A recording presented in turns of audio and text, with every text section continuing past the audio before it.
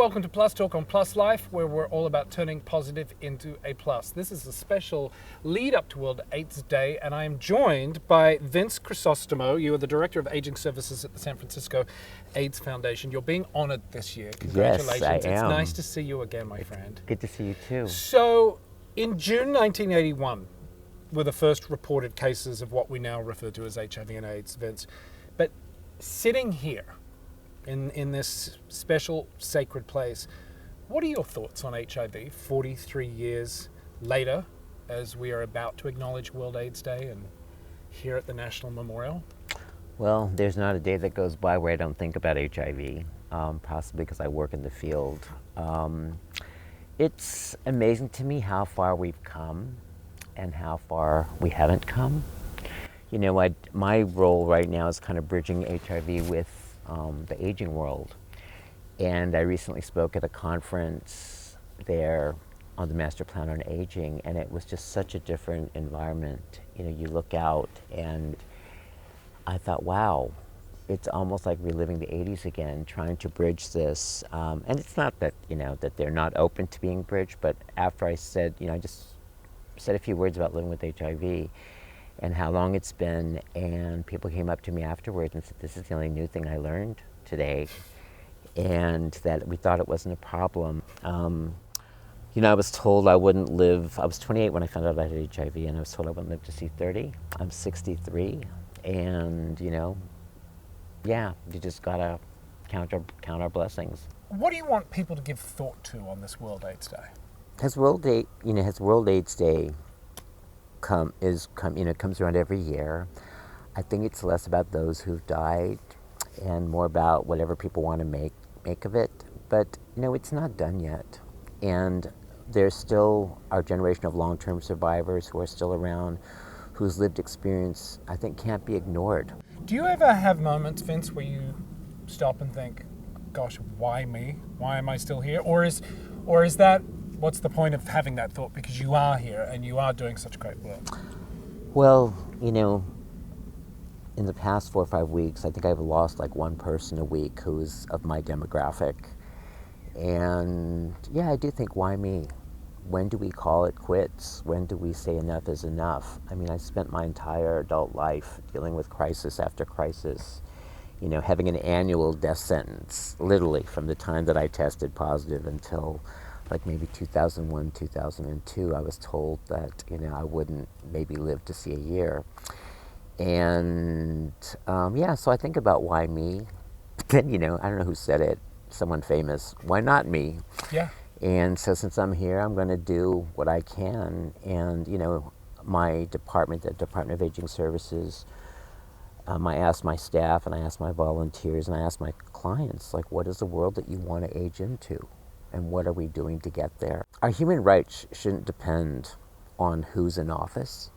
Like, the progress that we've made over the last 40-something years should not be wiped away just because someone is rich enough to buy their way around that. But I think because so many people, my generation and younger, think it's just not such a big deal anymore. But it really is, because it's a whole different ballgame as you age with HIV, with everything else that comes with it, right? Well, I think my advice would be, it may not be such a big deal, but you don't ever want it to become a big deal, because otherwise you end up like me. And my advice to most people is, you know what, find joy. Figure out what makes you happy, and you will probably stay healthy. You know, ignore the people that say things that make you feel bad. Ignore, you know, but, you know, make sure that you're doing your part to make it be the life that you want. You've said we need to make optimistic choices because optimism brings hope.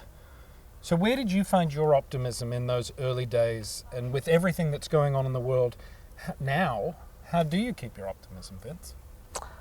Well, I do, in addition to my working with my elders, who actually are my peers, I shouldn't call them elders, they're not elders, I work with a lot of young people. And it's amazing to me to go to an aging conference and see all these young queer trans folks doing this kind of work, doing the work that we're doing the work that, you know, that we have been doing.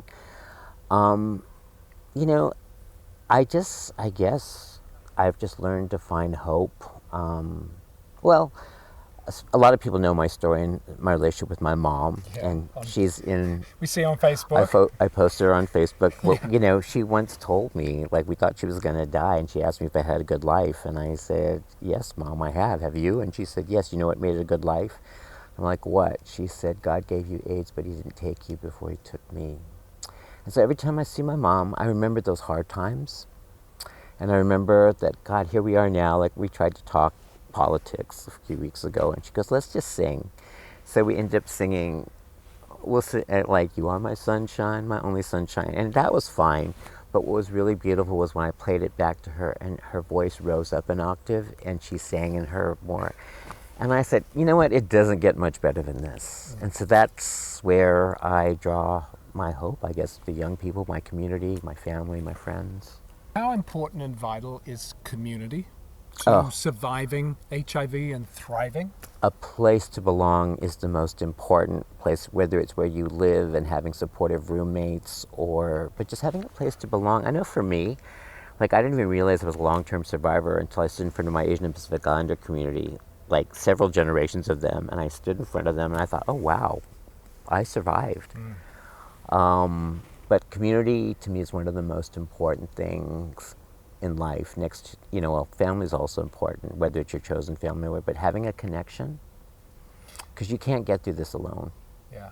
And just bringing it back to here and where we are, why are places like this, do you think, just so important? And then not just to reflect and remember, but for those of us living with HIV, how can places like this be healing and helpful? Sometimes you got to go somewhere and hear yourself think. And sometimes even when you get that moment of peace, like a mosquito will bite you or something, so you remember there's like more to it.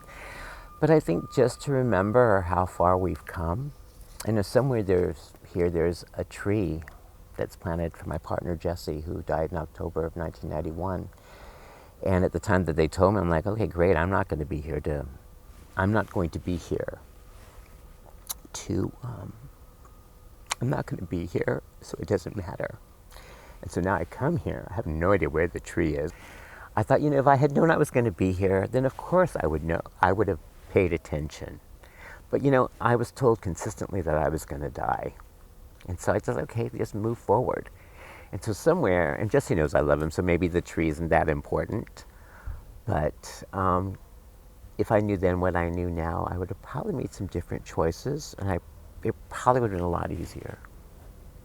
Perhaps there's a bit of him in all of these trees. Yeah, that's what I think. Jesse had a huge spirit, and when I was in New York recently, which I've never been there around the time that he passed, which is October 6th, I kept going to all the places that we used to haunt. And there's the AIDS Memorial on 7th Avenue that sees St. Vincent's, which is where I did my first hospital visitations. There's where we had our first date. There's things there that weren't there when we were coming together. So things change, but the love remains. And I think that that's what this symbolizes, that whatever happens to us, whatever happened to this country, there's the quilt, there's this place. And that means the love lives on. And love heals, which is a constant thing that I use in my work. It's my first choice, hopefully, in most cases. And whatever happens, the love remains. You are being honoured with the Tom Wand Unsung Hero Award. Unsung Hero Award for your efforts in the fight against HIV and AIDS. How does receiving that award personally resonate with you? Any award that comes to me from the community means a lot. I've been getting awards recently for people that I knew who are no longer with us, and having known them, that makes it extra special.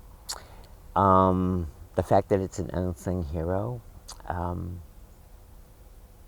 also seems to mean something, because, like I said, I've lost 5 people in the last 5 weeks. And I will sing their praises. And so I'm maybe not just accepting it for me, but for them. I got to know you a little bit over the course of the year. You are an unsung hero, but I know you have never gone into this with that sort of goal. You've just gone in to try and make people's lives a little bit better. Yeah. If you don't do the right thing, then you have to live with the consequences. But that should always be the policy. in my just do the right thing. I mean, that's what I think most of a San Francisco model has been about. Is like we did the right thing. We took care of our people. We gave them a place where they knew they wouldn't have to die alone. Well, we're grateful for it. And you are you are a sung and an unsung hero. Sung, unsung. You sing. I sing sometimes. Vince, thank you and congratulations. Thank you. It's an honor. That is going to do it for this special Plus talk on Plus Life. If you want more information about the National AIDS Memorial or the San Francisco AIDS Foundation and the great work that people like Vince do, check out our website, pluslifemedia.com. And remember, you can like, follow, and share Plus Life. We're across all your favorite social platforms at Plus Life Media. Until next time, be kind to one another. Take a moment to just enjoy what you've got. We'll see you soon. Bye-bye.